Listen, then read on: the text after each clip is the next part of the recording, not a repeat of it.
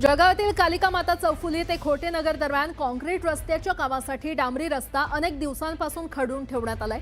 त्याच खराब झालेल्या रस्त्यामुळे सकाळी एका कष्टकरी महिलेचा बळी घेतलाय।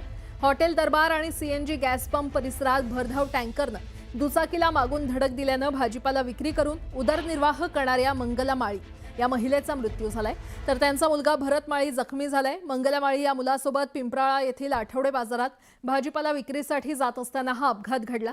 अपघातानंतर टँकर चालकाने पळून जाण्याचा प्रयत्न केला, मात्र नागरिकांनी पाठलाग करून त्याला पकडत एमआयडीसी पोलिसांच्या ताब्यात दिलं। या घटनेनंतर महिलेच्या नातेवाईकांनी आणि स्थानिक नागरिकांनी खराब रस्त्यामुळेच हा अपघात झाल्याचा आरोप केलाय।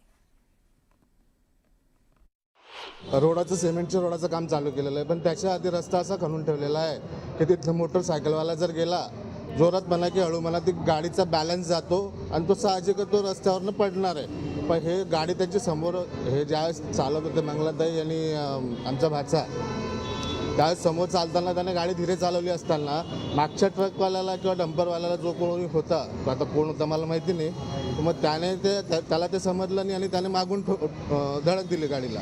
तर धडक दिल्यामुळे ही उजव्या बाजूला पडली, तो डाव्या बाजूला पडला आणि याच्या अंगावरनं तर गाडीचं चाक गेलेलं आहे। जर का रस्ता चांगल्या प्रतीचा असता किंवा ज्यावेळेस तुम्हाला काम आहे त्यावेळेस तुम्ही खणा किंवा बॅरिकेड्स बंद लावा तिथे किंवा रस्ता बंद करा, तेवढा तात्पुरता जर केला असता तर हा अपघात घडला नसता।